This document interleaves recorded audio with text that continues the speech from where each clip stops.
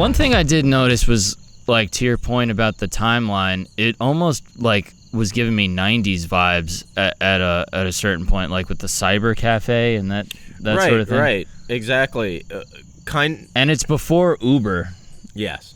So, yes. I mean, that plays a part into it, too. That plays a part of it. The whole business model is essentially, like, a not as good version of Uber. Yeah, basically. You know? It's basically like, I'm the king of the taxis. It was basically, because in 2008, or 2006 to 2008, how India was changing, especially with the kind of globalization and these American companies coming in, outsourcing coming in, and that kind of is happening in the background. Like, the main kind of struggle of Balram, the main character, and Ashok, the rich guy he drives for, it is kind of this class struggle Of course, that's the whole movie. In this kind of caste system that India has, where you belong to your caste, and that's kind of like your set position in life, and it's a divine set position,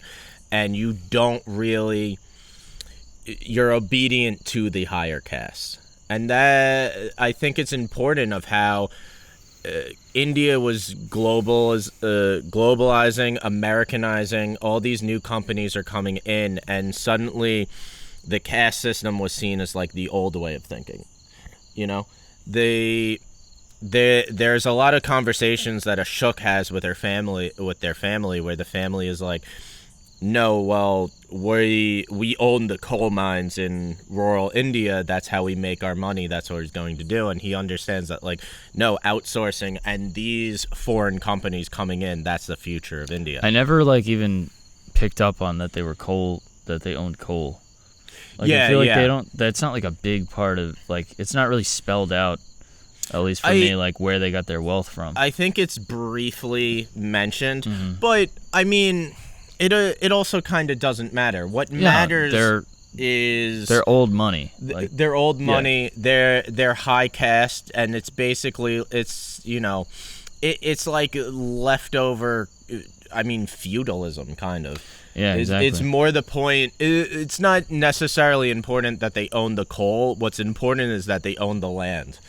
I mean, just like, you know, I'm ignorant, so I don't know what the answer is, but like, how representative is that of like modern day India? Does that still exist? Like, it still exists. So like, what the caste system basically is like, it's something that's been around since like ancient India. No, I've obviously heard of caste systems, but as far as modern day, it's still very much a part of Indian culture.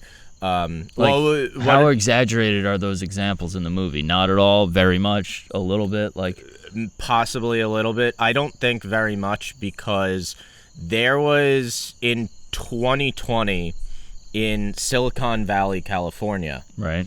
There were multiple lawsuits where a lot of workers from India were being discriminated against because they weren't getting promotions because of their caste. Wait. You're meaning those companies that are headquartered in Silicon Valley, they're Indian locations? No.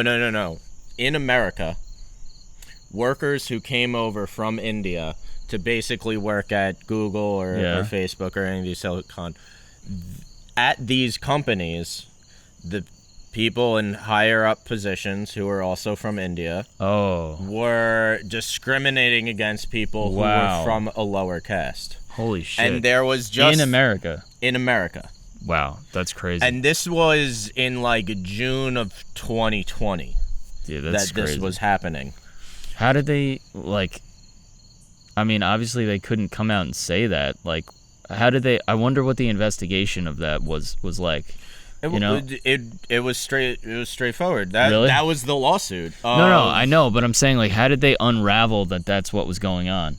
Because, like, they can't just be like, sorry, man, like, can't give you the job. I'm not the sure wrong cast. How it was unraveled. I think people just started to realize, just like, well, I mean, and also even in India, like, the caste system isn't technically supposed to exist. It's like ingrained into the culture there. Like, So weird.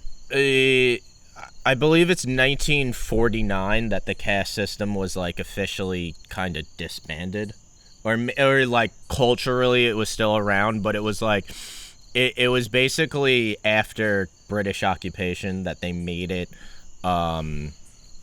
illegal to like discriminate against someone because of their caste.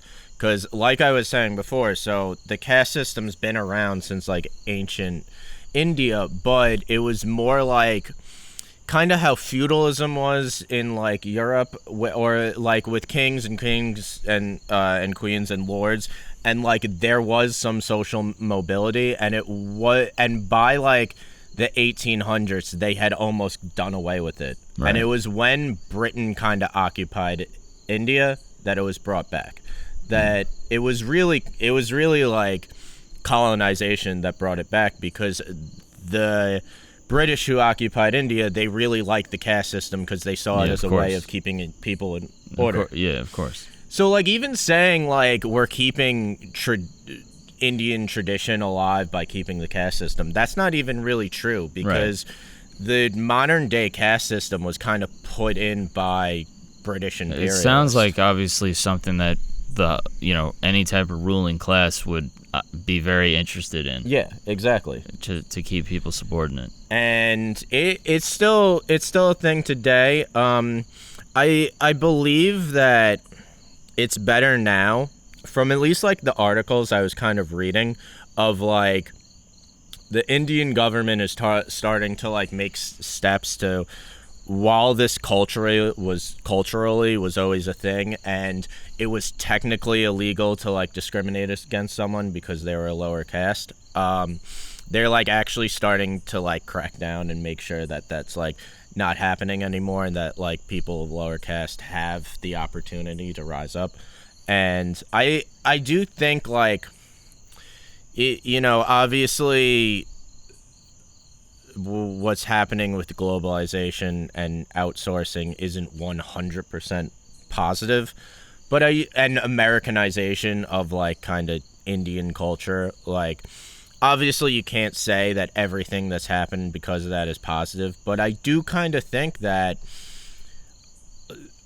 a lot of the reason why the India now in the early 2000s started cracking down on making sure there wasn't caste discrimination is because these American companies were coming in and these European companies were coming in, and there was kind of an Americanization of the culture in India. And we see that in the movie of kind of characters, specifically Ashok and his wife Pinky, who are trying to be more American. And especially Pinky, who's grown up in America. I don't know that they were like trying. I mean, they lived in New York, so then they went back to India, and they had all these different cultural influences. But at the same time, they're identifying with their nationality, and their home country. So it's like this struggle, particularly for Ashok. Yeah. Well, at least. I think it's a lot of like American and foreign. I'm forgetting the name of her character, but Ashok's wife is kind of like not having it at all. Yeah. And is Pinky? Is Pinky, the wife's name. yeah.